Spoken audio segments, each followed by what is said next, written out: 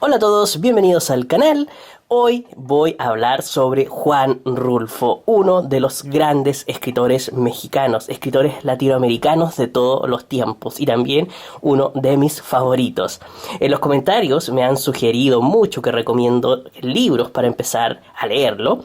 Lo cierto es que la obra de Rulfo es muy breve y no hay mucho de dónde escoger.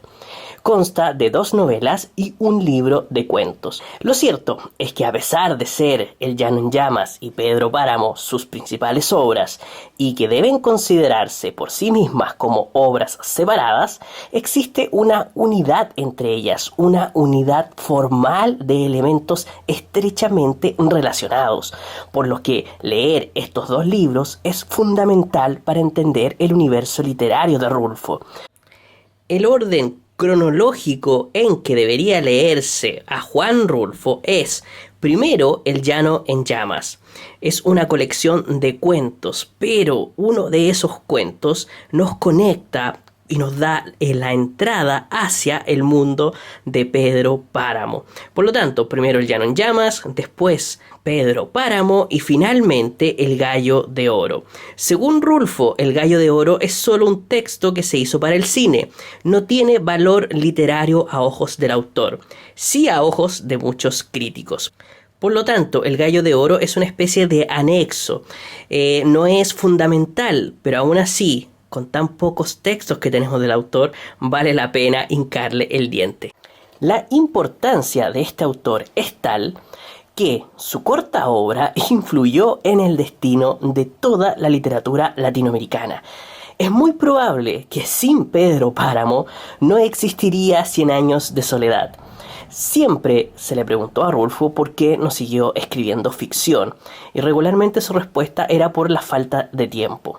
Algunos autores decían que con lo que había escrito bastaba. Por ejemplo, Gabriel García Márquez aseguraba que si él hubiese escrito Pedro Páramo no necesitaría volver a escribir otro libro en su vida, porque Pedro Páramo es un libro que está en el Olimpo literario.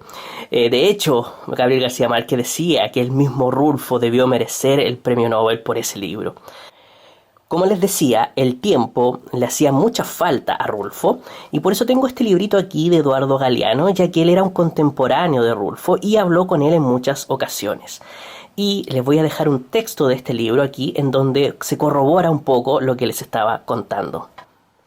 El texto Galeano lo tituló como El hombre que supo callar, en el libro Días y noches de amor y de guerra. Juan Rulfo dijo lo que tenía que decir en pocas páginas, puro hueso y carne sin grasa, y después guardó silencio. En 1974, en Buenos Aires, Rulfo dijo que no tenía tiempo para escribir como quería, por el mucho trabajo que le daba su empleo en la administración pública. Para tener tiempo necesitaba una licencia, y la licencia había que pedírsela a los médicos.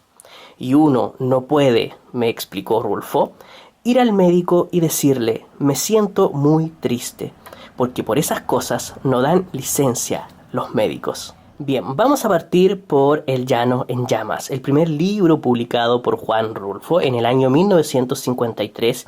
Como no tengo sus libros en formato físico, algunos los presté, otros los quería sacar de la biblioteca, pero por esta pandemia no he podido. Vamos a hacerlo todo en libros digitales. Este libro lo conseguí en la Biblioteca Pública Digital de Chile, así que si quieren leer El Llano en Llamas, pueden ir allí a buscarlo.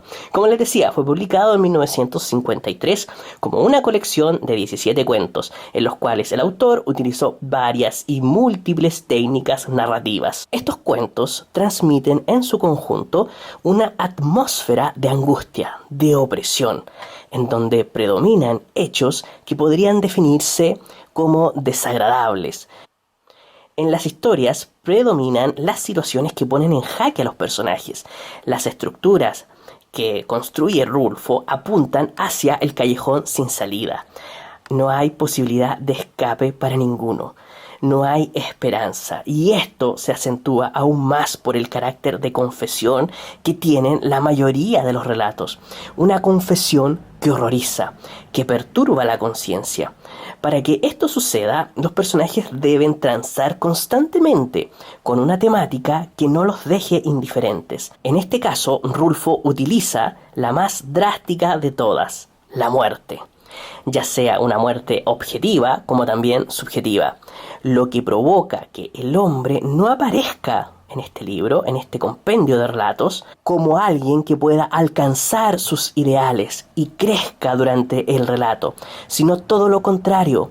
El hombre se destruye página a página, se desmorona, es una desintegración, y lo que el lector puede ver en aquellos fragmentos que van quedando regados por el texto son la venganza, la falta de cultura, el temor a la muerte, la precaria situación del hombre, es decir, su pobreza, y el pecado, el cual es el hecho central de gran parte de los relatos.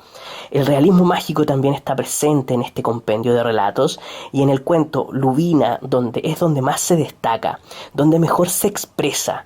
Este es el relato que abre el camino hacia el mundo fantasmal de Pedro Páramo. Ahora llegamos a la obra maestra de Rulfo, Pedro Páramo, publicado en 1955. Es, a mi parecer, y a la de muchos, la obra cumbre de Rulfo, y la que todos deberíamos leer alguna vez en la vida, en donde devela todo su virtuosismo como escritor.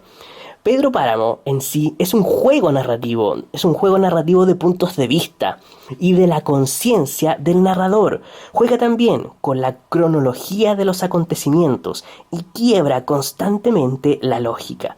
Y para eso utiliza como vehículo la cultura campesina mexicana tradicional. De esta forma, Rulfo no pretende inclinarse hacia un extremo en cuanto a elementos novelescos. No, para nada. Lo que busca es la coexistencia.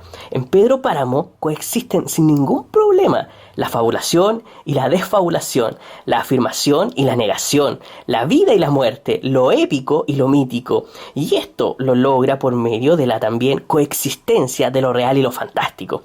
Sin ello no resultaría.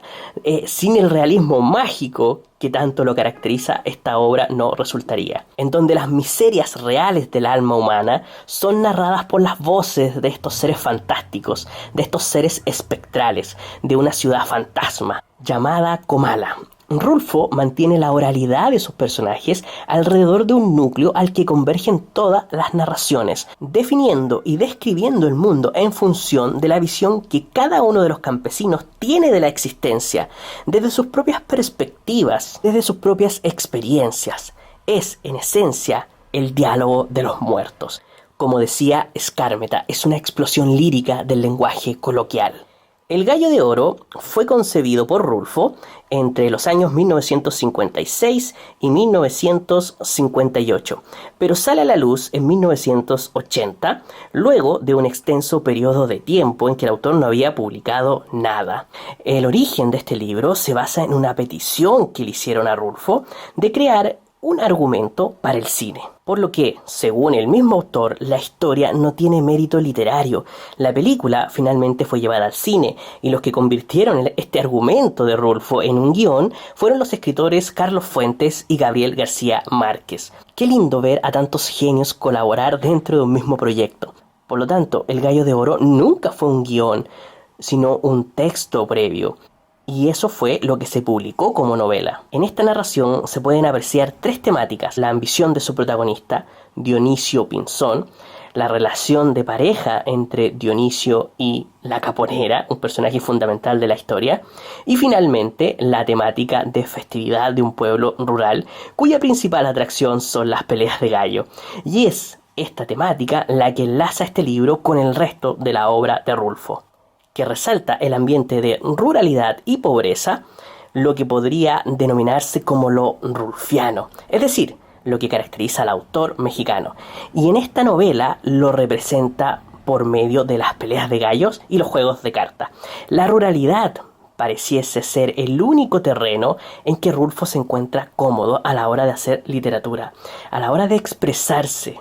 y así nos habla de la soledad, de la orfandad, es decir, de la importancia de la madre como símbolo impulsor de las acciones de los personajes, como sucede también en Pedro Páramo.